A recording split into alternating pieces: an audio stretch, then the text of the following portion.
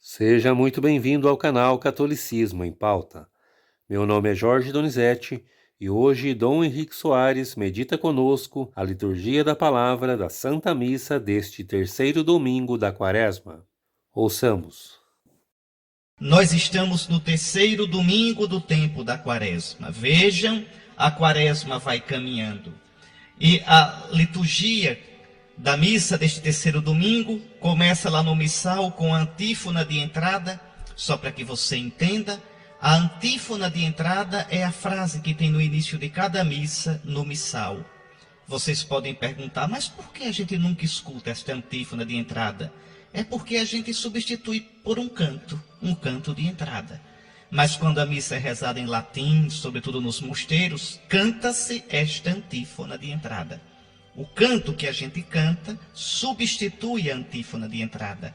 Mas a antífona de hoje diz assim, tão bonito: tenho os olhos sempre fitos no Senhor, porque livra os meus pés da armadilha. Então, quem coloca os olhos no Senhor, anda com os pés na direção correta. Quem coloca os olhos no Senhor, quem fita o Senhor, sempre fitos no Senhor. O nosso olhar deve dirigir-se sempre a Jesus. Ele disse, eu sou o caminho. Quem me segue não anda nas trevas. Então, com os olhos fitos em Jesus, os nossos pés livram-se das armadilhas da vida. Quando eu tiro os olhos do Senhor, eu vou pelo meu caminho. E o meu caminho, tanta vez, é desvio. O meu caminho, tanta vez, mete-se em armadilhas. Pois bem, tenha os olhos fitos no Senhor. Seja qual for a sua situação, fite o Senhor. Olhe o Senhor. Eu recordo a você aquela passagem de Jesus caminhando sobre as águas, quando Pedro diz, Senhor, permite que eu vá ao teu encontro caminhando sobre as águas. E é interessante, Jesus diz, vem, e Pedro vai. E enquanto Pedro olha ao Senhor, ele caminha sobre as águas. Quando Pedro deixa de olhar ao Senhor, o que é que ele começa a ver? É noite, está tudo escuro, esse mar é fundo, olha o vento soprando, o mar está encrespado. Quem já viu alguém caminhar sobre as águas? E se não for Jesus? E se for um fantasma? E enquanto olha estas coisas e pensa estas coisas, Pedro começa a afundar. Assim somos nós. Assim é você. Assim sou eu.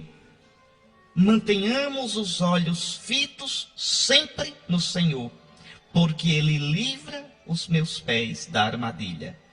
Olhai para mim, tende piedade, pois vivo sozinho e infeliz.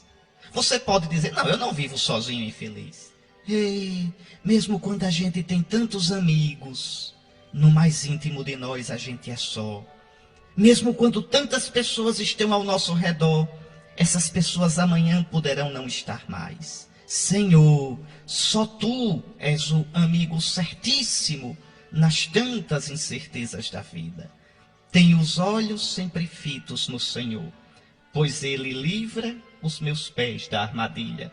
Essa frase, essa antífona, é do Salmo 24. Pode ir lá. Salmo 24, versículos 15 e 16.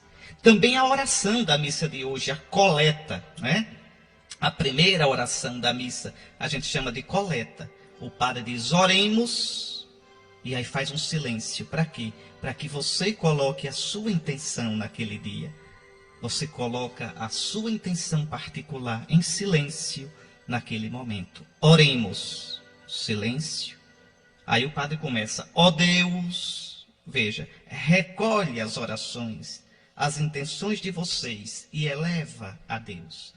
Porque quem é que celebra a missa? É só o padre? Não, é toda a igreja. Quem celebra a missa é toda a comunidade. Mas a comunidade celebra com o padre e através do padre. Por isso o padre diz assim, orai, irmãos, para que o meu e o vosso sacrifício sejam aceitos por Deus Pai Todo-Poderoso. E a gente diz, receba o Senhor por tuas mãos este sacrifício. É o meu e o vosso. Você pode dizer, mas Dom Henrique, não é assim que o padre diz, não. O padre diz, orai, irmãos, para que o nosso. Diz o nosso, mas a tradução do nosso missal está errada.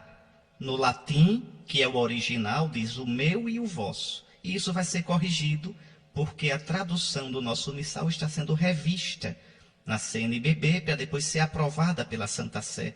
Então, muitas coisinhas que foram traduzidas de modo assim, muito largo, muito impreciso, aos pouquinhos vai ser corrigido. Então, orai, irmãos, para que o meu e o vosso sacrifício, o meu como sacerdote, o meu como configurado no sacramento da ordem a Cristo cabeça, e o vosso como membros do corpo de Cristo pelo batismo.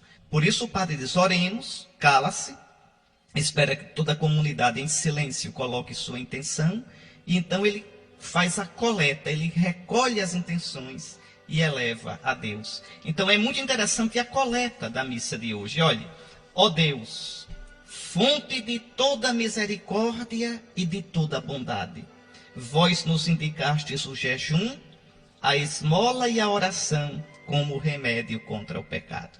Estão vendo? Desde o começo da quaresma que eu venho dizendo aqui a vocês, a oração, o jejum e a esmola são as armas do combate quaresmal. A liturgia diz remédio contra o pecado, o meu pecado, o seu pecado. E aí então pede, acolhei esta confissão da nossa fraqueza. No terceiro domingo da quaresma, se você ainda não viu que é pecador, então está cego. Já está no tempo. Essas 3 semanas, 2 semanas e meia já, estamos entrando na terceira, a gente entrar na gente e ver nosso pecado, ver nossas infidelidades. Então acolhei, Senhor, esta confissão da nossa fraqueza, para que, humilhados pela consciência de nossas faltas, somos pecadores, Senhor. Por isso a igreja se cobriu de cinzas na quarta-feira de cinzas. No início da quaresma, reconhecemos que somos pecadores e nos humilhamos por isso, porque não correspondemos, Senhor, ao vosso amor. Não somos aquilo que vós amorosamente esperais de nós. Humilhados pela consciência de nossas faltas, nós sejamos confortados pela vossa misericórdia. Porque se ficássemos somente olhando nossas faltas, cairíamos no desespero. Mas olhando a vossa misericórdia, Senhor, nós nos enchemos de ânimo para continuar no caminho da vida.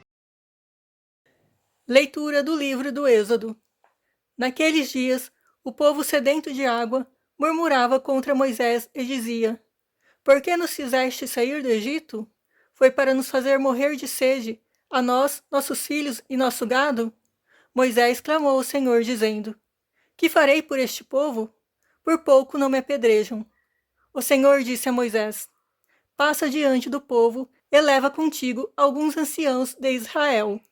Toma tua vara com que feristes o rio Nilo e vai. Eu estarei lá diante de ti, sobre o rochedo, no monte Horebe.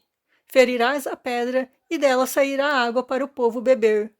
Moisés assim fez na presença dos anciãos de Israel, e deu àquele lugar o nome de Massa e Meriba, por causa da disputa dos filhos de Israel e porque tentaram o Senhor, dizendo: O Senhor está no meio de nós ou não? Palavra do Senhor. Meus irmãos, veja que a leitura de hoje está falando sobre água, que é o tema deste domingo. Observe como a igreja é uma mestra. No primeiro domingo da quaresma, escutamos o evangelho das tentações. Cristo fez a quaresma dele. Passou 40 dias no deserto, sustentado pelo Espírito Santo, combatendo Satanás. E assim Cristo nos ensinou a entrar na quaresma e a fazer nosso combate. Se com ele combatemos, certamente com ele haveremos de vencer. Muito bem. No segundo domingo, domingo passado, escutamos o evangelho da transfiguração. Jesus aparecia sobre o monte transfigurado, em glória, para mostrar qual é o objetivo da quaresma. Se eu combater com Jesus, eu serei glorificado com ele na Páscoa deste ano e um dia na Páscoa eterna por toda a eternidade. E apareceram Moisés e Elias, a lei e os profetas, dando testemunho de Jesus. Hoje, nós escutaremos o evangelho da samaritana. A samaritana que vem buscar água no poço e Jesus promete uma água melhor. Vamos entender direitinho isso. São catequeses, olha, esses evangelhos desses domingos todinhos são catequeses que a igreja antiga usava no tempo da quaresma todinho. Você pensa, os primeiros cristãos escutavam esses evangelhos no tempo da quaresma. É uma bênção de Deus. Então lembre da água da samaritana e já vamos escutando falar sobre a água nessa primeira leitura. Então, vamos lá pegar a primeira leitura, Êxodo 17, 3 a 7. Vamos acompanhar. Naqueles dias, o povo sedento de água murmurava contra Moisés. O povo estava no deserto, sente sede. É como a gente no deserto dessa vida, sente sede. Mas veja como o povo é duro, viu? Murmurava contra Moisés e dizia: por que nos fizeste sair do Egito?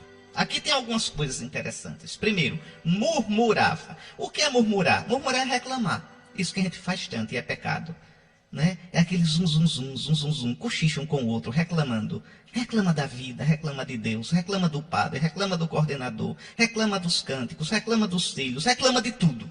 A murmuração é o pecado de Israel no deserto. Muitas vezes, no livro do Êxodo, no livro dos Números, e no livro do Deuteronômio, vai se dizer que o povo murmurava.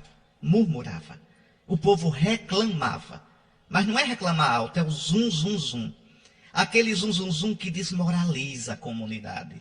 Aquele zum, zum, zum que destrói a fé da gente e a fé dos outros.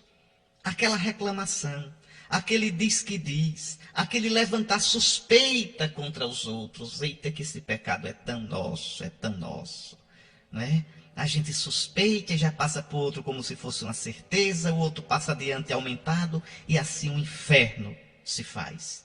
Então, Israel murmura. Agora veja como Israel é cínico. Murmura contra Moisés, dizendo: por que nos fizeste sair do Egito? O povinho sem fé, o povinho ruim. Foi Moisés que fez o povo sair do Egito? Foi não, foi Deus. Moisés foi também obrigado por Deus a ir lá. Veja, mas o povo é cínico. O povo, na verdade, está murmurando contra Deus. Porque foi Deus quem tirou Israel do Egito. Quantas vezes Deus diz: eu sou o Senhor vosso Deus, que vos tirei da terra do Egito, da casa da escravidão. Então, o povo murmura contra Moisés, porque só vê Moisés. É tão sem fé que não vê Deus agindo em Moisés, que não vê Deus por trás de Moisés, que não vê Deus na autoridade de Moisés. Quantas vezes a gente é assim? Murmura contra as coisas, murmura contra as pessoas e não pergunta: não está Deus agindo aqui? O que é que Deus quer me dizer com isso? Pois bem, o povo murmura, primeiro pecado, murmura contra Moisés, porque nos fizeste sair do Egito, foi para morrer de sede, segundo pecado. Veja, o povo faz de conta, o povo não vê que é a ação de Deus, exatamente porque não vê Deus, murmura. Porque não vê Deus, reclama. Porque não vê Deus, perde a esperança. Ao invés de rezar, ao invés de se colocar nas mãos de Deus, esse povo não vê Deus e murmura, só reclama. Então veja, é o nosso pecado. Quantas vezes na vida, na dificuldade da paróquia, na dificuldade da família, na dificuldade do trabalho, nas dificuldades que a gente enfrenta, a gente, ao invés de rezar, ao invés de dizer: Senhor, o que tu queres me dizer com isso? Senhor, ajuda-me a ver os teus caminhos, livra os meus pés da armadilha, como pedia a antífona de entrada da missa de hoje. A gente só vê a casca das coisas. E o povo então murmura, e murmura contra Moisés, mas na verdade murmura contra Deus. E repare que o povo é irônico, é atrevido, é chatinho. Foi para nos fazer morrer de sede que tu nos tiraste do Egito? Por que nos tiraste do Egito? Agora veja a atitude de Moisés. Moisés clamou ao Senhor. Aí sim, Moisés não responde ao povo, clama ao Senhor. Veja, o povo não tem fé. E porque não tem fé, ao invés de rezar diante das dificuldades, o povo simplesmente murmura, reclama, suspeita mal, não é? Malda, como se diz. Moisés não. Moisés silencia e reza: Senhor, que farei por este povo? Vão me apedrejar. O povo estava danado da vida. É assim. Quando a gente perde Deus de vista, né? A gente fica somente com a murmuração e a raiva da gente. A murmuração e o desespero da gente. A murmuração e o azedume da gente. Mas, meus irmãos, nós somos assim. Nós somos assim. Não murmureis. Ao invés de murmurar, ao invés de ficar reclamando, ao invés de falar mal do padre, de pensar mal, falar mal, dizer mal, fofocar, ao invés de falar mal dos outros, dos irmãos, de ficar suspeitando, pelo amor de Deus, reze. Coloque nas mãos do Senhor. Peça ao Senhor que ilumine seus olhos, que dê pureza ao seu coração, que dê discernimento, que você medite e pense 10 vezes antes de falar. Pois bem, aí então o Senhor manda que Moisés vá até o rochedo. Eu estarei lá diante de ti sobre o rochedo, no monte Horebe. Ferirás a pedra, dela sairá água para o povo beber. Meus queridos irmãos, essa pedra é importantíssima. Veja, Moisés fere a pedra e a água sai da pedra ferida. Essa pedra é uma profecia. Essa pedra é uma imagem. Que pedra é essa? Quem é essa pedra? A pedra é Cristo Jesus. Você pode olhar em João 19. Quando Jesus morre, o centurião vai e fere o lado de Cristo. E do lado de Cristo sai água, sangue e água.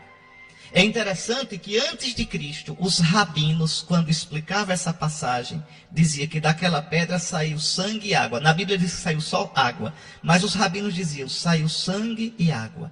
Sangue da dor de Deus pela murmuração do povo, e água pela sua misericórdia, que deu de beber o povo. Pois bem, de Cristo sai sangue e água. O sangue e a água que sacia o novo povo, o novo Israel, que somos nós, no deserto desse mundo. Então, do lado do coração ferido de Cristo, sai a água e o sangue que nos saciam. São Paulo diz isso. Está lá na primeira carta aos Coríntios, no capítulo 10, versículo 3. 1 aos Coríntios 10, 3. Todos comeram o mesmo alimento espiritual, e todos beberam a mesma bebida espiritual, pois bebiam de uma rocha espiritual que os acompanhava, e essa rocha era Cristo. Que coisa mais bonita. Porque os rabinos também diziam que a partir daí essa rocha acompanhava Israel. Quando Israel acampava, no outro dia a rocha estava lá, dando água. Então São Paulo vê aí nessa explicação dos rabinos um mistério, uma profecia. Essa rocha que acompanha Israel no deserto dando água é Cristo, é a imagem de Cristo. Cristo que acompanha o seu povo, a sua igreja, no deserto desse mundo. E já são 20 séculos, vamos para 21 séculos de caminho. E Cristo dá água de beber ao seu povo. Essa água, eu vou logo dizer a vocês o que é, tá certo? A água é símbolo do Espírito Santo. Então, Cristo ressuscitado vai dar à sua igreja, pelos sacramentos, os 7 sacramentos, Cristo ressuscitado dá o Espírito Santo. Ele vai dizer, se alguém tem sede, venha a mim e beba. Está lá no capítulo 7 do Evangelho de São João. Se alguém tem sede, venha a mim e beba, porque está escrito, do seu seio sairão rios de água viva. Que coisa mais linda. São Paulo mesmo diz aqui sem medo, 1 aos Coríntios 10, 4. Bebiam de uma rocha espiritual. Quer dizer, uma rocha no Espírito Santo que os acompanhava, e essa rocha era Cristo. Cristo que não nos deixa nunca morrer de sede nesse caminho da vida. Mas veja como termina a leitura. Moisés deu àquele lugar o nome de Massa e Meriba. Massa quer dizer provocação. Meriba quer dizer discussão. Naquele dia o povo discutiu com Deus. Naquele dia o povo arengou com Deus. E qual era a disputa? Qual era a arenga? Uma pergunta triste que o povo fazia a Deus, provocando. o Senhor está ou não está no meio de nós? Quantas vezes a gente faz essa pergunta? O Senhor está ou não está com a sua igreja? O Senhor está ou não está na minha vida? Ô povo teimoso, ô povo sem fé, ô povo de memória curta, de coração velhaco, ô povo da cabeça dura. Vocês vejam, Deus tirou Israel do Egito, Deus mandou 10 pragas contra o Egito, Deus abriu o Mar Vermelho, e o povo ainda pergunta, o Senhor está ou não está no nosso meio? Diante de cada dificuldade nova, Israel esquecia de tudo que Deus fez e começava a murmurar. Israel reclamava, colocava Deus à prova, até chegar ao ponto, vocês leem o livro do Êxodo, que é o livro bom para ler nessa época, Êxodo, Números, Deuteronômio, até chegar ao ponto que Deus diz, basta, basta, basta, basta. É a última vez que esse povo me prova, acabou-se. Volta para o deserto, vai passar 40 anos lá, até aprender. Essa geração todinha vai morrer, 40 anos quer dizer uma geração, vão morrer todos. Até Moisés morreu antes de entrar na Terra Santa. Morreu no Monte Nebo, no Fasga, no lado da Jordânia atual, de Moabe. De lá ele viu a Terra Santa e morreu. Pois bem, nenhum desses que torraram a minha paciência, nenhum desses que duvidaram de mim o tempo todo, vai entrar na terra prometida. Pronto, 40 anos o povo passou por causa disso. A gente precisa pedir perdão a nosso Senhor, porque tantas vezes no deserto da vida a gente duvida. Tantas vezes, depois de ter tantas vezes experimentado a presença de Deus na vida da gente, porque você que está me ouvindo, olhe direitinho a sua vida. Lembre direitinho dos momentos difíceis do seu passado. Quantas vezes na sua vida você experimentou a presença consoladora de Deus? Deus que segurou você pela mão. Deus que quando não acalmou a tempestade, fortificou você para suportá-la. Deus que quando não acalmou o vento nem as torrentes, segurou firme a casa da sua vida para você não desabar. Deus que quando você caiu, Ele lhe deu ânimo e levantou você. Então, como é que a gente ainda pergunta, Deus está ou não está no nosso meio? Como é, meus irmãos, que a gente ainda vive em Massa e Meriba? Por isso mesmo, na primeira carta aos Coríntios, naquela citação que eu dei para vocês, 1 aos Coríntios 10, 3, São Paulo termina dizendo no versículo 5, apesar disso, a maioria deles não agradou a Deus, pois caíram mortos no deserto. Ora, esses fatos aconteceram para nos servir de exemplo, a fim de que não cobicemos coisas más como eles cobiçaram. Não vos torneis idólatras como alguns dentre eles se tornaram. Nem nos entreguemos à fornicação como alguns deles se entregaram. Aqui está. Não murmureis como alguns deles murmuraram, de modo que pereceram pelo exterminador. Ou seja, meus irmãos, o povo de Israel, aquilo que aconteceu no Antigo Testamento, é uma lição para nós. Para que a gente se previna, para que a gente não caia onde Israel caiu. Porque nós somos tão fracos, tão cabeças duras, tão propensos ao pecado como Israel era.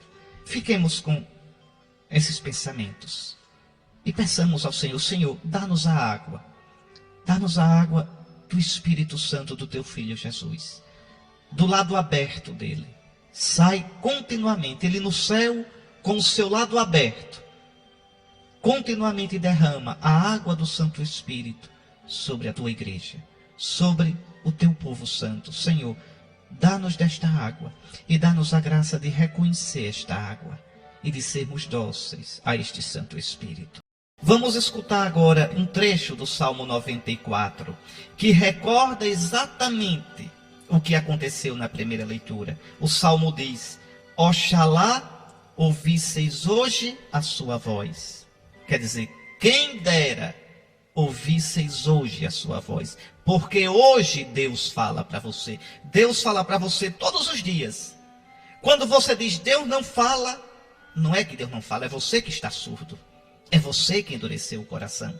Oxalá ouvisseis hoje a sua voz. E o que Deus diz? Não fecheis os corações como em Meriba, como em Massa no deserto aquele dia em que vossos pais me provocaram, apesar de terem visto as minhas obras. Qual foi a provocação? Qual foi a discussão do povo com Deus? Deus está ou não está com a gente?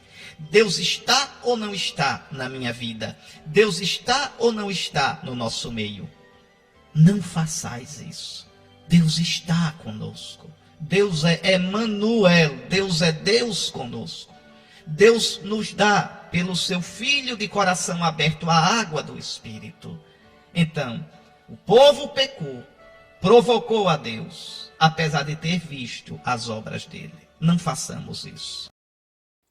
Hoje não fecheis o vosso coração, mas ouvi a voz do Senhor. Vinde, exultemos de alegria no Senhor, aclamemos o rochedo que nos salva. Ao seu encontro caminhemos com louvores, e com cantos de alegria o celebremos. Vinde, adoremos e prostremo-nos por terra, e ajoelhemos ante o Deus que nos criou, porque Ele é o nosso Deus, nosso pastor, e nós somos o seu povo e seu rebanho, as ovelhas que conduz com sua mão. Oxalá ouvisseis hoje a sua voz, não fecheis os corações como em Meriba, como em Massa no deserto aquele dia, em que outrora vossos pais me provocaram, apesar de terem visto as minhas obras. Leitura da Carta de São Paulo aos Romanos. Irmãos, justificados pela fé, estamos em paz com Deus, pela mediação do Senhor nosso Jesus Cristo. Por ele tivemos acesso, pela fé, a esta graça, na qual estamos firmes e nos gloriamos, na esperança da glória de Deus. E a esperança não decepciona, porque o amor de Deus foi derramado em nossos corações, pelo Espírito Santo que nos foi dado. Com efeito, quando éramos ainda fracos, Cristo morreu pelos ímpios, no tempo marcado. Dificilmente alguém morrerá por um justo. Por uma pessoa muito boa, talvez alguém se anime a morrer. Pois bem, a prova de que Deus nos ama é que Cristo morreu por nós, quando éramos ainda pecadores. Palavra do Senhor. Lembre que eu disse, nesse terceiro domingo da quaresma do ano A ideia central é Cristo ressuscitado que nos dá água, e essa água é o Espírito Santo. Você pode dizer, mas Dom Henrique, por que já está falando em Cristo ressuscitado e em Espírito Santo? É porque lembre que a quaresma é tempo de preparação para o batismo. Na igreja antiga, os catecúmenos, os que estavam se preparando para o batismo, durante a quaresma tinham o arremate, a finalização da preparação. Preparavam-se durante 1 ano, 2 anos, 3 anos. Então, veja, o combate espiritual, primeiro domingo da quaresma, Cristo transfigurado nos transfigura, segundo domingo da quaresma, e agora Cristo que no batismo vai nos dar a água do Espírito Santo. Eu já disse tanto para vocês que não existe batismo nas águas no cristianismo. Não existe batismo nas águas, só existe batismo no Espírito. Já disse a vocês, a gente é batizado com água, não nas águas, e aquela água é símbolo do Espírito.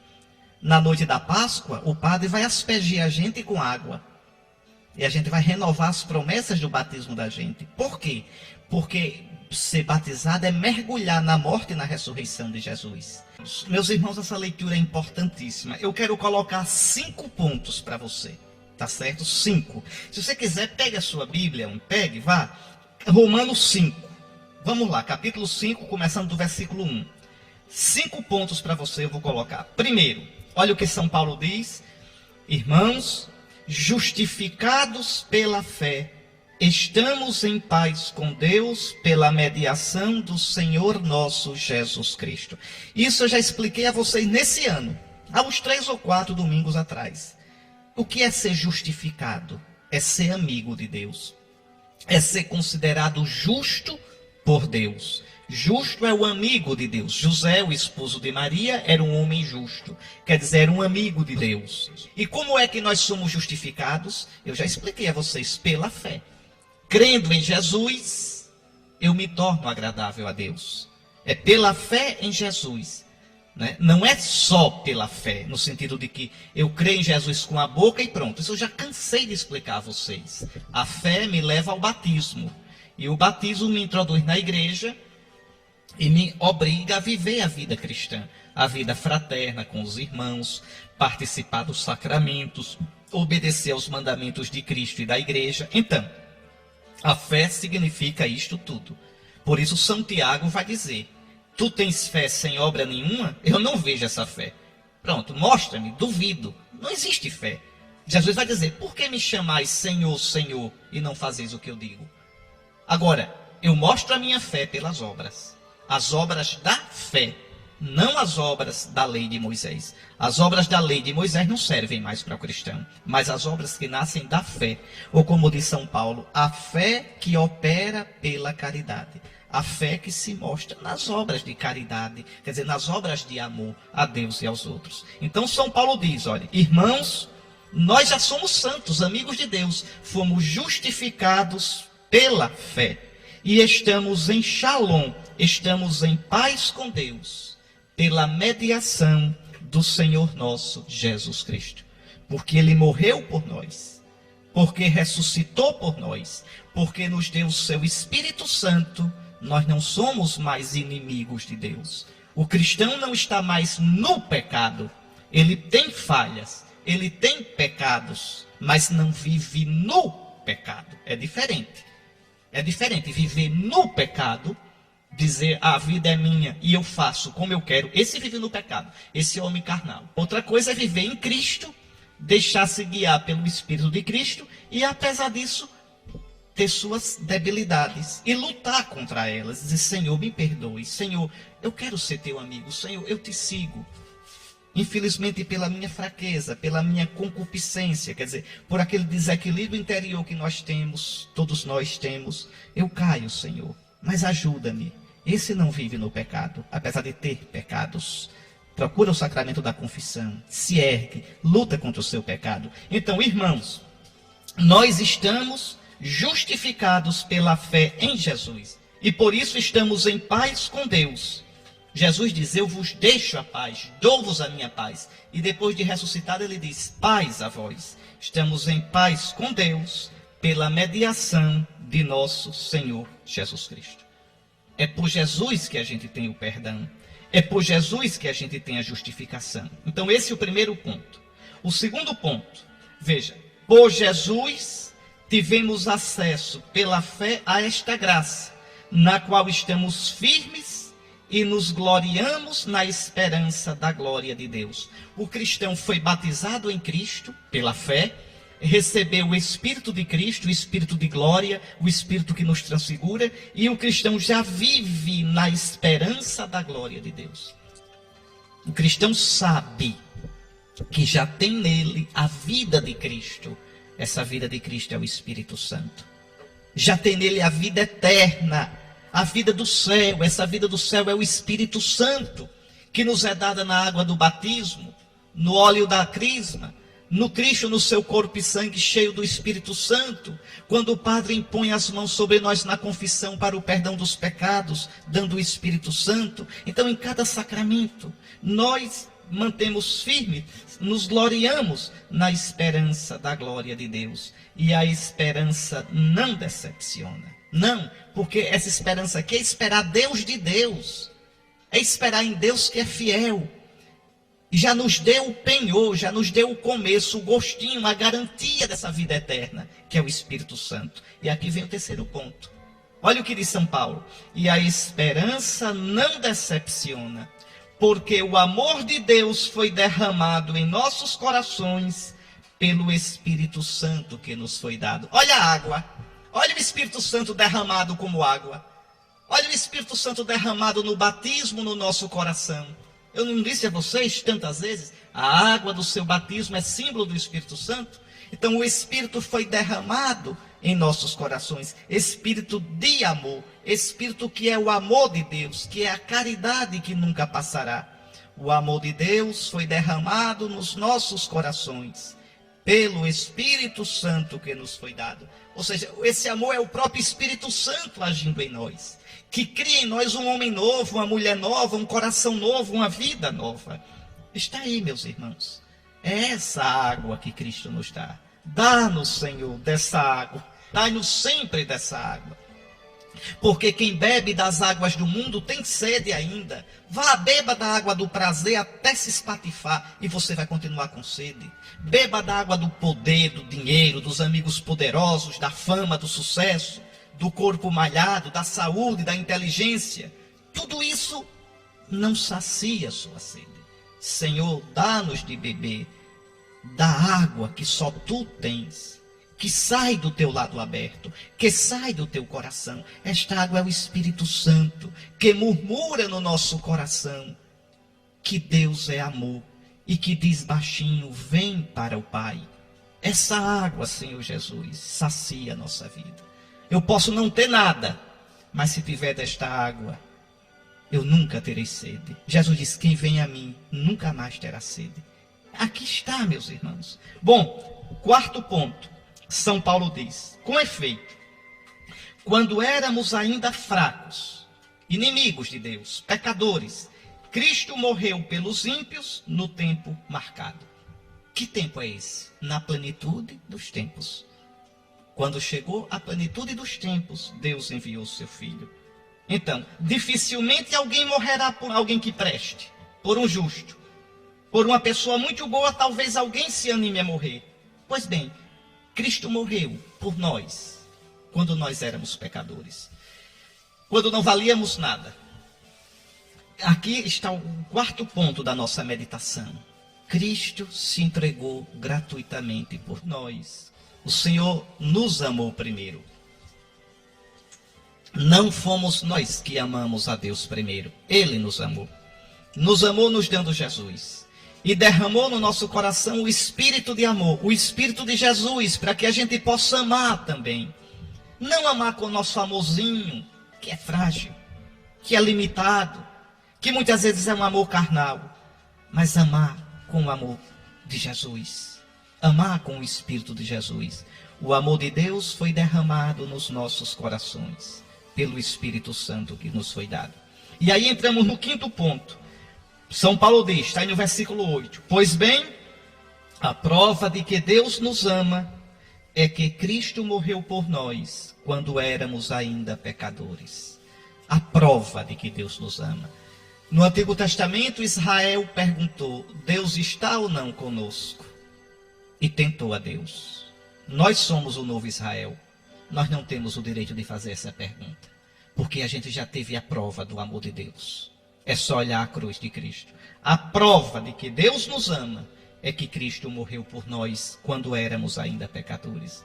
Aconteça o que acontecer na sua vida, não duvide não do amor de Deus.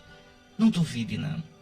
Mesmo com um tsunami, com um terremoto, com um maremoto, mesmo que um tsunami na sua vida destrua a sua vida como destruiu tantas vidas no Japão, por favor, nessas horas, na maior escuridão, não peça prova a Deus de que Ele ama você não, porque Ele já deu a prova. Olha a cruz de Cristo. Naquela cruz está o terremoto. Naquela cruz, nos ombros do meu Jesus, está o tsunami. Na cabeça pendida de Jesus está a dor de tantos de nós. No lado rasgado de Jesus está os rasgões que a vida provoca no nosso coração. Estão lá esses rasgões. Deus, no seu Filho, silenciosamente, duramente, tomou toda a dor do mundo nas suas mãos, nos seus ombros, no seu coração. Como diz lá Frei Inácio Larrañaga num dos seus livros: Senhor, Senhor, Tu me levaste com amor a minha vida toda. Tu juraste que me amavas. E quando chegou a hora, Senhor, a tua hora, Tu não me amaste mais com promessa, nem me amaste mais com palavras. Me amaste no silêncio daquela cruz dura, daqueles cravos pontiagudos e naquelas gotas rubras de sangue. Está aí, meus irmãos. Por isso São Paulo diz: a prova de que Deus nos ama é que Cristo morreu por nós quando éramos ainda pecadores. Olhe para a cruz, como diz lá o canto, foi por ti. Olha para a cruz, foi por ti. Ninguém te ama como eu. Pois bem, meus irmãos, morreu por mim e do seu lado saiu a água do Espírito Santo. O seu amor, o amor de Deus foi derramado no nosso coração pelo Espírito que nos foi dado. Ninguém te ama como eu. Evangelho de Jesus Cristo segundo João. Naquele tempo, Jesus chegou a uma cidade da Samaria chamada Sicar, perto do terreno que Jacó tinha dado ao seu filho José. Era aí que ficava o poço de Jacó. Cansado da viagem, Jesus sentou-se junto ao poço. Era por volta do meio-dia. Chegou uma mulher da Samaria para tirar água. Jesus lhe disse: "Dá-me de beber." Os discípulos tinham ido à cidade para comprar alimentos. A mulher samaritana disse então a Jesus: "Como é que tu, sendo judeu, pedes de beber a mim, que sou uma mulher samaritana? De fato, os judeus não se dão com os samaritanos." Respondeu-lhe Jesus: "Se tu conhecesses o dom de Deus e quem é que te pede, dá-me de beber, tu mesma lhe pedirias a ele, e ele te daria água viva." A mulher disse a Jesus: "Senhor, nem sequer tens balde e o poço é fundo. De onde vais tirar a água viva? Por acaso és maior que nosso pai Jacó, que nos deu o poço e que dele bebeu, como também seus filhos e seus animais?" Respondeu Jesus: "Todo aquele que bebe desta água terá sede de novo, mas quem beber da água que eu lhe darei, esse nunca mais terá sede. E a água que eu lhe der se tornará nele uma fonte de água que jorra para a vida eterna." A mulher disse a Jesus: "Senhor, dá-me dessa água para que eu não tenha mais sede, e nem tenha de vir aqui para tirá-la. Senhor, vejo que és um profeta. Os nossos pais adoraram neste monte, mas vós dizeis que em Jerusalém é que se deve adorar." Disse-lhe Jesus: "Acredita-me, mulher, está chegando a hora em que nem neste monte, nem em Jerusalém adorarás o Pai. Vós adorais o que não conheceis, nós adoramos o que conhecemos, pois a salvação vem dos judeus. Mas está chegando a hora, e é agora, em que os verdadeiros adoradores adorarão o Pai em espírito e verdade. De fato, estes são os adoradores que o Pai procura. Deus é espírito, e aqueles que o adoram devem adorá-lo em espírito e verdade." A mulher disse a Jesus: "Sei que o Messias, que se chama Cristo, vai chegar. Quando ele vier, vai nos fazer conhecer todas as coisas." Disse-lhe Jesus: "Sou eu que estou falando contigo." Muitos samaritanos daquela cidade abraçaram a fé em Jesus. Por isso, os samaritanos vieram ao encontro de Jesus e pediram que permanecesse com eles. Jesus permaneceu aí 2 dias, e muitos outros creram por causa da sua palavra, e disseram à mulher: "Já não cremos por causa das tuas palavras, pois nós mesmos ouvimos e sabemos que este é verdadeiramente o Salvador do mundo." Palavra da salvação. Meus irmãos, evangelho longo, não é? Mas é belíssimo. Vamos comentar aqui versículo por versículo esse evangelho. Se você quiser tomar sua Bíblia, João 4, versículos 5 ao 42. Vale a pena, porque o evangelho de São João é assim, você tem que entender. João conta um fato da vida de Jesus, mas ele conta sempre com um duplo sentido. Um duplo sentido. Conta o fato e por trás do fato ele quer dizer outra coisa mais profunda. Para João, os fatos revelam a glória de Jesus. Ele mesmo disse lá no prólogo: "O verbo se fez carne e habitou entre nós, e nós vimos a sua glória." Então, para quem sabe olhar, para quem sabe contemplar, para quem sabe ver, aparece em cada fato a glória de Jesus. Então vamos lá. Naquele tempo, Jesus chegou a uma cidade da Samaria chamada Sicar, perto do terreno que Jacó tinha dado ao seu filho José. Sicar é a cidade do Antigo Testamento chamada Siquém, certo? Fica bem na espinha da Terra Santa, um pouquinho ao norte, mas bem no meio, na espinha, na região montanhosa. Ali realmente Jacó tinha cavado um poço para dar de beber ao seu povo, à sua família e aos seus animais. Lembrem, Jacó é o pai de todo o povo de Israel. O apelido de Jacó qual era? Você se lembra? Israel. Não é isso? Jacó lutou com o anjo na val do riacho Jaboque, e ali Deus mudou o nome dele de Jacó para Israel. Então, Abraão gerou Isaac, Isaac gerou Jacó, apelido de Jacó, Israel. Israel teve 12 filhos, e dos 12 filhos nasceram as 12 tribos de Israel, o povo de Israel. Então, na época de Jesus, quem vivia ali? Os samaritanos. Eles ainda hoje vivem, viu? Ali. Os samaritanos viviam ali. Os samaritanos não se davam com os judeus. Por quê? É uma pendenga, é uma briga antiga, uma arenga antiga. Deixa eu contar rapidamente só para você saber. No século VI, o povo de Judá foi para o exílio. E antes do povo de Judá, o povo do Reino do Norte, do Reino de Israel, foi para o exílio. Em 722, no século VIII. Então foi todo mundo para o exílio. E quem ocupou aquela área do Reino do Norte, aquela área onde hoje estava Siquém, Sicar, foram pagãos. Misturado com os judeus e começaram a adorar outros deuses, misturava. Era um sincretismo. Como gente que mistura culto afro com catolicismo, que não pode. Um cristão nunca pisa no culto afro, não pode. Pois bem, mas misturavam. Então, os judeus verdadeiros não aceitavam isso. Os judeus de Jerusalém, os judeus do sul, não aceitavam essa mistura, esse sincretismo desses judeus samaritanos. Tanto que quando os judeus voltaram do exílio de Babilônia e foram reconstruir o templo, os samaritanos vieram com o dinheiro, fizeram uma coleta e vieram para ajudar. Os judeus disseram, não, senhores, o dinheiro de vocês a gente não quer, porque vocês misturam religião. Vocês misturam o culto do Deus verdadeiro com o culto dos ídolos. Está vendo que não pode? E não aceitaram.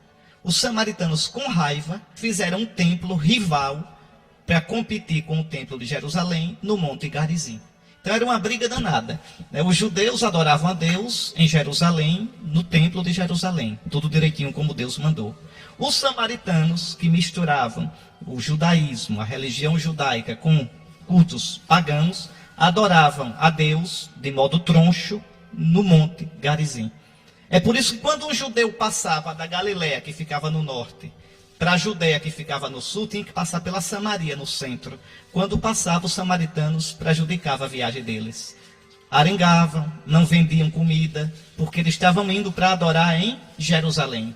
E eles estavam com raiva dos judeus de Jerusalém e tinham feito um templo no Monte Garizim. Entendido? Muito bem. Jesus está indo para Jerusalém para adorar a Deus, né? Para praticar o culto judaico direitinho, e passa pela Samaria. Jesus chegou a uma cidade da Samaria chamada Sicar, Siquém, certo? Perto do terreno que Jacó tinha dado ao seu filho José. Era aí que ficava o poço de Jacó. Ainda hoje existe esse poço. Cansado da viagem, Jesus sentou-se junto ao poço. Era por volta do meio-dia. Aqui uma coisa linda para a gente ver. O nosso Salvador cansado. Jesus, o Filho de Deus, Deus com o Pai e o Espírito Santo, Deus cansado. Cansado como qualquer um de nós. Com sede como qualquer um de nós. Que coisa linda. Ele sendo rico se fez pobre para nos enriquecer com a sua pobreza. Por volta do meio-dia, e nosso Senhor está ali cansado. Chegou uma mulher da Samaria para tirar água. Jesus lhe disse, dá-me de beber. Atenção, essa mulher da Samaria simboliza os pagãos. Lembre, a samaritana é pagã. A samaritana mistura a religião do Deus verdadeiro com religiões pagãs. Então, é uma pagã. E essa mulher vem pegar água. A água aqui significa o quê? Aquilo que dá a vida, aquilo que enche o nosso coração. Todos nós temos sede nessa vida. Todos nós procuramos água na vida. Uns procuram a água no dinheiro, outros no sexo, outros no prestígio, outros no poder político, outros nas bajulações, outros na força física, na inteligência, em tantas vaidades. Lá vem essa mulher pagã pegar água no poço de Jacó. Esse poço de Jacó simboliza também o quê? A antiga aliança, a antiga lei. Jacó é o pai do Israel segundo a carne. Então essa mulher pagã, essa samaritana, vem tirar água no poço de Jacó. E Jesus está sentado no poço. Aí olha lá a mulher tirando água, aí diz, dá-me de beber. Oxe, os discípulos tinham ido comprar comida na cidade. A mulher conheceu na hora o sotaque de Jesus. É sotaque de Galileu. Jesus é judeu. Veja. Aí a mulher já cisma. E já dá passa um rela em Jesus. Como é que tu, sendo judeu, pedes de beber a mim, que sou uma mulher samaritana? Primeiro, é muito feio um homem pedir água à mulher. É o costume da Terra Santa. Um homem sério não falava com mulher no meio da rua. Um homem sério não falava nem com mulher, nem com criança. Um homem sério só conversava com outros homens, coisas sérias. Essa era a mentalidade, essa era a cultura da época. Mulher conversa com mulher. Pronto. Quer conversar com homem, conversa com seu marido em casa. O marido quer conversar com mulher, conversa com sua esposa, com suas filhas em casa. Não com mulher na rua. Muito menos desconhecida. Jesus, um rabi, um homem sério, dando trela para a mulher. Vai pedir água para a mulher. Repare que coisa. Então, dá-me de beber. Aí a mulher estranha. Como é que tu, sendo judeu, pedes de beber a mim, que sou samaritana? E aí João diz, de fato, os judeus não se dão com os samaritanos. Aí Jesus, que não é brincadeira, vai instigar a curiosidade da mulher. Olha o que ele diz. Se tu conhecesses o dom de Deus, e quem é que te pede dar-me de beber, tu mesma lhe pedirias, e ele te daria a água viva.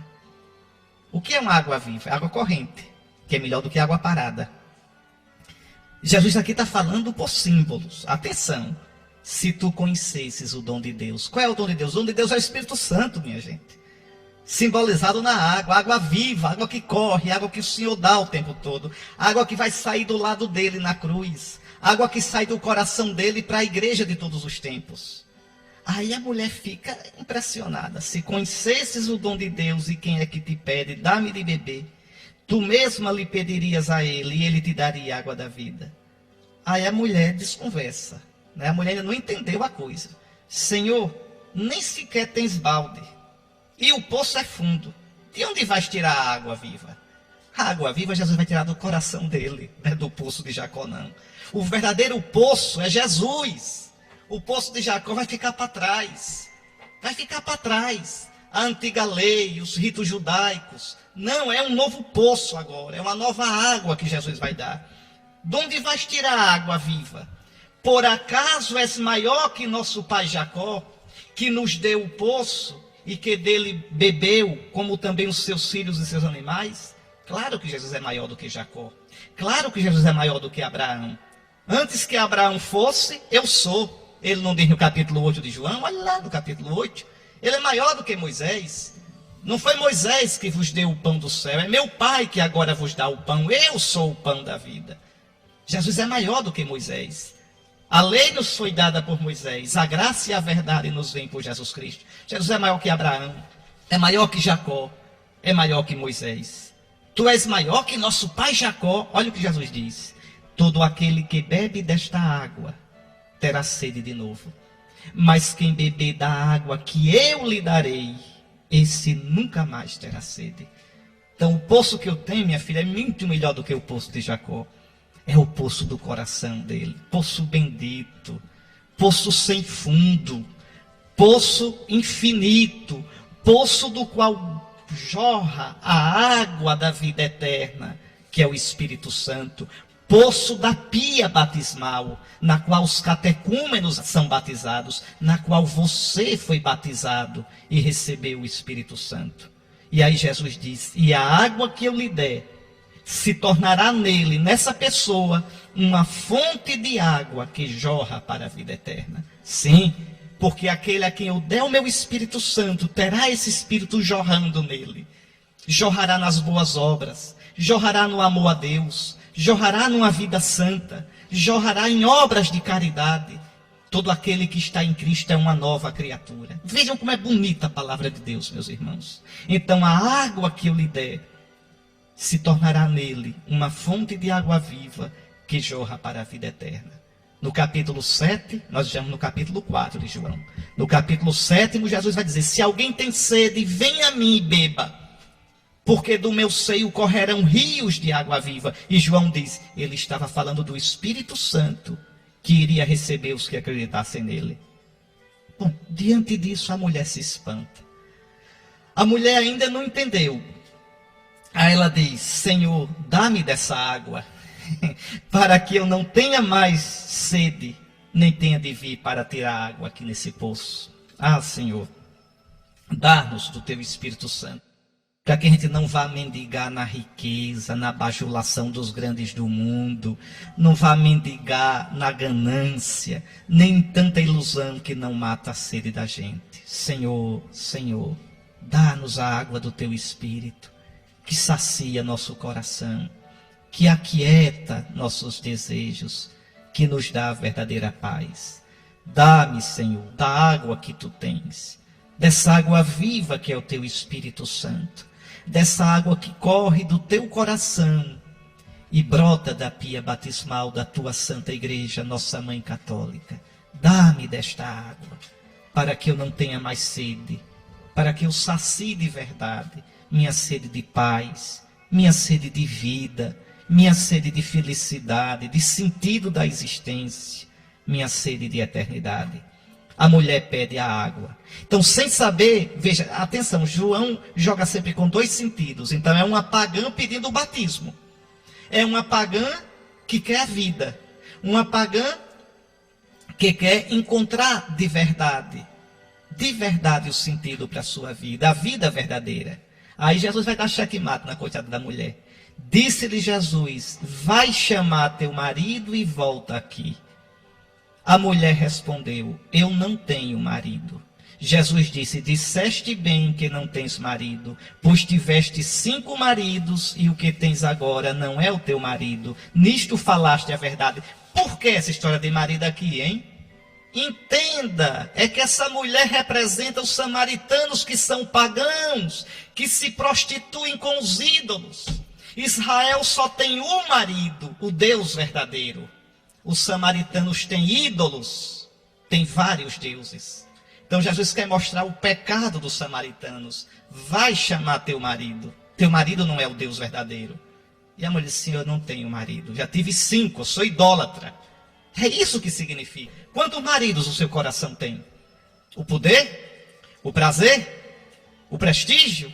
O culto da força física? Colocando a força no seu dinheiro, nos seus amigos, nas suas amizades poderosas? Então seu coração não tem marido. Porque o único esposo da nossa alma deve ser o Deus verdadeiro. Aí Jesus diz: tu disseste a verdade. Tu já tiveste 5 e este também não é teu marido. Nisto falaste a verdade. Jesus desarma a mulher. Então Jesus aqui condena o paganismo. Jesus aqui está condenando a idolatria. Como é que você pode adorar o Deus verdadeiro e acreditar em orixá, hein? E fazer ebó para Iemanjá, e para não sei quem, não sei quem.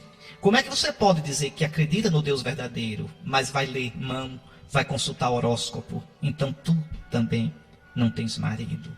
Ou seja, tu és infiel, tu és idólatra, tu te prostituis aos ídolos e às crendices e traz o Deus único e verdadeiro. A mulher disse a Jesus: Senhor, vejo que és um profeta. E por que a mulher diz isso? Porque os samaritanos também esperavam o Messias. Só que o Messias do samaritano é diferente do dos judeus. Os judeus esperavam o Messias que não é descendente de Davi, não é rei, mas o Messias que dizia as coisas, revelava as coisas. Aí, como Jesus revelou que a mulher não tinha marido, que já teve 5, a mulher diz: esse homem é o Messias, que ele sabe dizer as coisas, Veja, eu vejo que és um profeta. Então, já que tu és um profeta, Jesus, eu quero tirar uma dúvida. Ela aproveite. Os nossos pais adoraram neste monte, no Monte Garizim. Mas vós, judeus, dizeis que em Jerusalém é que se deve adorar. Quem é que tem razão? A mulher agora quer saber. Aí Jesus diz: acredita-me, mulher, está chegando a hora em que nem neste monte, nem em Jerusalém adorareis o Pai.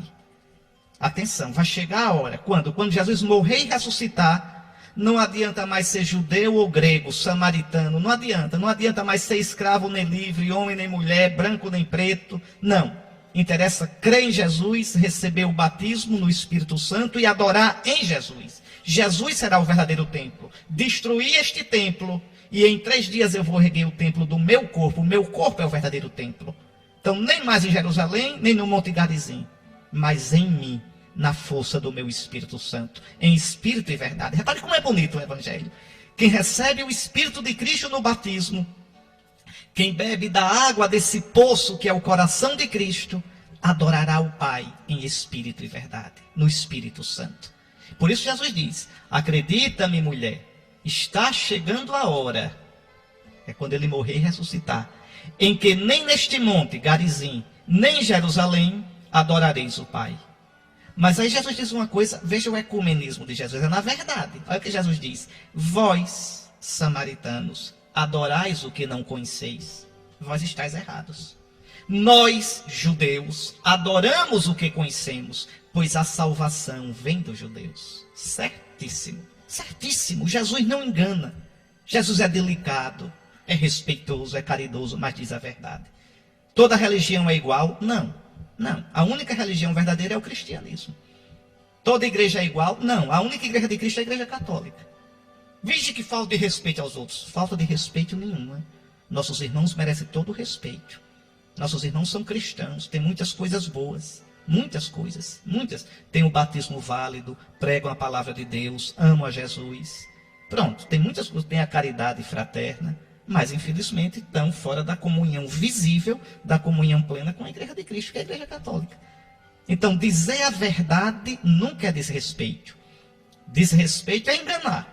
Ou desrespeito é violentar a consciência dos outros. A gente deve ter respeito, caridade, carinho para com os outros, mas nunca esconder a verdade. Jesus diz à samaritana: vós, minha filha, vós samaritanos, adorais o que não conheceis. Nós adoramos o que conhecemos. Nós adoramos o Deus verdadeiro.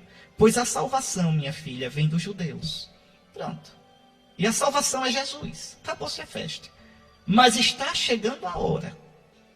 E é agora que eu estou anunciando isso a você. Em que os verdadeiros adoradores adorarão o Pai em espírito e verdade.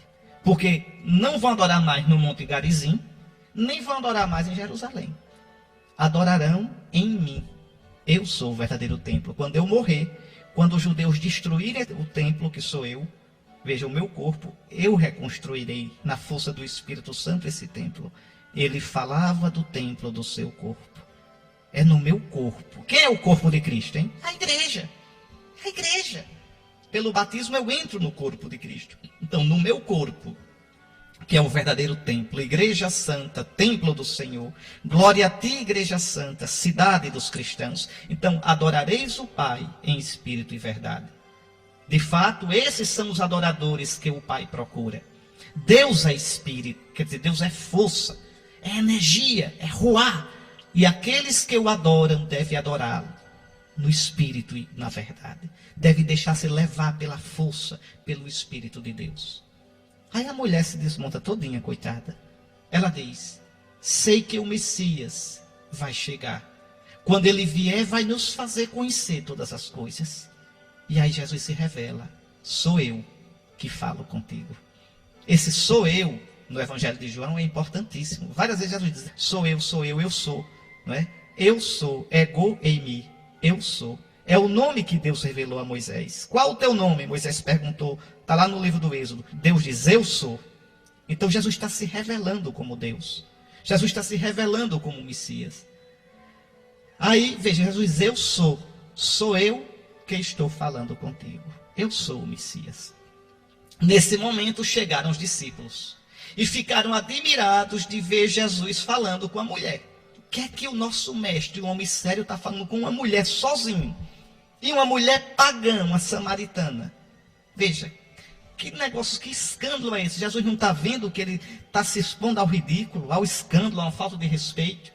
Mas ninguém ousa perguntar a Jesus. Ninguém perguntou o que desejas ou por que falas com ela. Não, os apóstolos tinham medo de perguntar. Então a mulher deixou o seu cântaro e foi à cidade dizendo ao povo: vinde ver um homem que me disse tudo o que eu fiz. Será que ele não é o Cristo? Será que ele não é o Messias? O povo saiu da cidade e foi ao encontro de Jesus. Aqui é bonito. Os samaritanos, que são pagãos, saem da cidade e vão à procura de Jesus. Também a gente deve sair da gente e procurar Jesus. Nessa quaresma, vamos sair do nosso pecado. Vamos sair das nossas seguranças, dos nossos velhos vícios e ir ao encontro de Jesus. Enquanto isso, os discípulos insistiam com Jesus: mestre, come. Jesus, porém, disse-lhes: eu tenho um alimento para comer que vós não conheceis. Qual é o alimento que Jesus tem? Ele está cheio agora, não está de pança cheia. Está de coração cheio porque conquistou a mulher. Conquistou os samaritanos. Está vendo? Conquistou os pagãos. Aqui Jesus está profetizando o que ele vai fazer depois da ressurreição. Converter os pagãos. Eu tenho alimento para comer que vós não conheceis. Aí os discípulos começam a comentar: será que alguém trouxe alguma coisa para ele comer? Veja, a gente foi comprar comida e alguém já trouxe comida para ele. A gente perdeu o tempo, o trabalho. Os discípulos meio abusados, viu? Aí Jesus diz: o meu alimento é fazer a vontade daquele que me enviou e realizar a sua obra. Qual é a obra de Jesus? É trazer a salvação para o mundo inteiro. Depois da ressurreição, o evangelho vai ser levado aos pagãos. Pode olhar, Atos dos Apóstolos, capítulo 1, versículo 8. Anote aí, Atos 1, 8. Recebereis a força do Espírito Santo e sereis minhas testemunhas em Jerusalém, na Samaria e até os confins da terra. Então, até a ressurreição, Jesus não prega a não ser para os judeus. Depois da ressurreição, para todos os povos. Então, Jesus aqui já prevê, já experimenta nessa conversa com a samaritana aquilo que vai acontecer depois da ressurreição. E aí Jesus diz: não dizeis vós ainda 4 meses e aí vem a colheita? Pois eu vos digo, levantai os olhos e vede os campos, eles estão dourados para a colheita. O ceifeiro já está recebendo o salário e recolhe fruto para a vida eterna. O que é que Jesus está querendo dizer? Tá bom, a colheita é daqui a 4 meses, ou seja, no futuro, quando eu morrer e ressuscitar. Mas olha aqui, eu já estou colhendo. O fruto já está maduro, ou seja, nessa mulher que eu estou acabando de salvar, nesses samaritanos que estão vindo, saindo da cidade para me encontrar, eu já estou começando a colheita. Levantai os olhos e vede os campos, eles estão dourados para a colheita. E eu, que sou o ceifeiro, já estou recebendo o salário e recolhendo fruto para a vida eterna. Veja, Jesus está falando de uma coisa e os apóstolos estão falando de outra. Os apóstolos estão falando da comida ali, Jesus está falando de outro alimento, que é converter os pagãos. Jesus está mandando eles olharem o campo, eles estão olhando ali aqueles trigos, mas não estão entendendo o que Jesus está dizendo. Jesus está falando de outra colheita, a colheita dos pagãos para a vida eterna. E aí Jesus diz: assim o que semeia se alegra junto com o que colhe, pois é verdade o provérbio que diz: um é o que semeia e outro o que colhe. Eu vos enviei para colher aquilo que não trabalhastes. Outros trabalharam e vós entrastes no trabalho deles. O que é que Jesus está dizendo? Eu estou semeando aquilo que depois da minha ressurreição vocês vão colher. Vocês vão colher os pagãos todos na colheita do reino de Deus. Eu estou semeando com a minha pregação, com a minha morte, com a minha ressurreição. Porque se o grão de trigo que cai na terra não morrer, não dá fruto. Mas se morrer, vai dar muito fruto, para que vocês possam colher. Eu semeio na força do meu espírito e vocês vão colher. Estão entendendo? Repare como é bonito. Jesus está falando aqui com alegoria. Jesus está falando aqui numa linguagem figurada. Pois bem, muitos samaritanos daquela cidade abraçaram a fé em Jesus, por causa da palavra da mulher que testemunhava. Ele me disse tudo o que eu fiz. Por isso os samaritanos vieram ao encontro de Jesus e pediram que permanecesse com eles. É danado. Israel, os judeus não vão aceitar Jesus. E os seus chefes vão matá-lo. Os samaritanos, que são pagãos, naquela cidade de Siquém, acolhem Jesus. O que é que João está mostrando aqui? O futuro. Os judeus rejeitaram Jesus e os pagãos abraçaram a fé. Aquela mulher samaritana, prostituta, abraçou a fé. É por isso que Santo Ambrósio chama a igreja de casta meretriz. Santo Ambrósio chama a igreja assim, comentando esse evangelho. Diz, olha, a igreja era assim como essa mulher, pagã.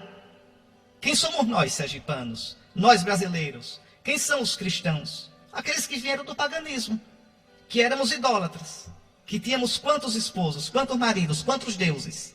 E agora, porque fomos beber do poço de Jesus, que é a água do batismo, nós nos tornamos castos em Jesus. Então a igreja dos pagãos, quer dizer, aqueles pagãos que eram pecadores, prostituídos aos deuses, aos ídolos, agora são castos em Cristo. Tem um só Deus, um só esposo, o Deus verdadeiro, o Pai de Jesus, nosso Senhor. Por isso Santo Ambrósio chama a igreja de casta prostituta. Atenção, era prostituta, hoje é casta. A igreja não é santa e pecadora, ela é só santa. Santa, formada por santos, que somos nós, que infelizmente temos, não somos, temos pecados. Ainda experimentamos a fraqueza em nós. Mas a igreja em si foi santificada por Cristo. Então os samaritanos vieram ao encontro de Jesus e pediram que permanecesse com eles. Jesus permaneceu aí 2 dias, não fica lá, de jeito nenhum. E muitos outros creram por causa da sua palavra. E disseram à mulher, já não cremos por causa das tuas palavras, pois nós mesmos ouvimos e sabemos que este é verdadeiramente o Salvador do mundo. É muito bonito, veja, o Evangelho termina com a proclamação de Jesus como Salvador. Este é verdadeiramente o Salvador do mundo. No prefácio da missa, hoje, a liturgia diz assim, ao pedir à samaritana que lhe desse de beber, Jesus lhe dava o dom de crer. E saciada sua sede de fé, lhe acrescentou o fogo do amor, que é o Espírito Santo. Então eu creio, peço o batismo e recebo o Espírito Santo. Por essa razão, vos servem todas as criaturas, com justiça vos louvam os redimidos, e unânimes vos bendizem os vossos santos. Está aí, meus irmãos, como é bonito, uma verdadeira catequese. Então você, deixe os seus ídolos, deixe aquilo que prostitui seu coração e vá para aquele que dá a água verdadeira, a água do Espírito que jorra para a vida eterna. Devemos nos converter a Jesus, o único Deus verdadeiro, o único Salvador. Só a Ele a glória, na igreja hoje e para sempre. Amém. Muito bem, meus irmãos, estamos terminando. Você vê como a palavra de Deus nos alimenta, nos enche de esperança e de vida. É bonito demais a palavra de Deus. Tua palavra, Senhor, é luz para os meus passos, é lâmpada para o meu caminho. É tão bonito. Então, nós ainda vamos escutar, viu, o evangelho do cego de nascença, domingo que vem, que Jesus vai dizer, vai lavar-te na piscina do enviado. A piscina do enviado é a água do batismo, a piscina do batismo. E depois vamos escutar o evangelho da ressurreição de Lázaro. Então, os evangelhos do ano A, da quaresma, são uma coisa linda. Bom, antes de terminar, eu quero lembrar você, meu querido irmão, minha querida irmã, as observâncias da quaresma, né? O jejum, quer dizer, a penitência, a oração, a caridade fraterna, o combate aos vícios e a confissão. Está no tempo já, tá certo? 3º domingo da quaresma, já vá adiantando para depois não ter que enfrentar filas muito grandes. Já vá fazendo a sua confissão para celebrar a Santa Páscoa que se aproxima, a grande festa cristã. Meu querido irmão, minha querida irmã, muito obrigado. Mais uma vez meditamos na palavra de Deus. Até domingo, se Deus quiser. O Senhor esteja convosco.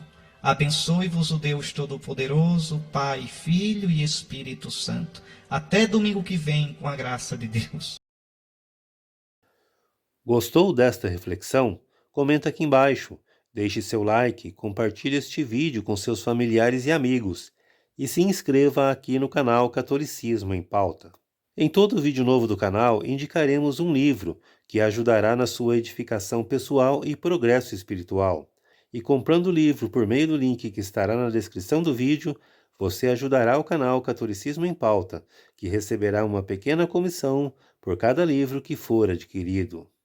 Até o próximo vídeo, salve Maria e que Deus te abençoe.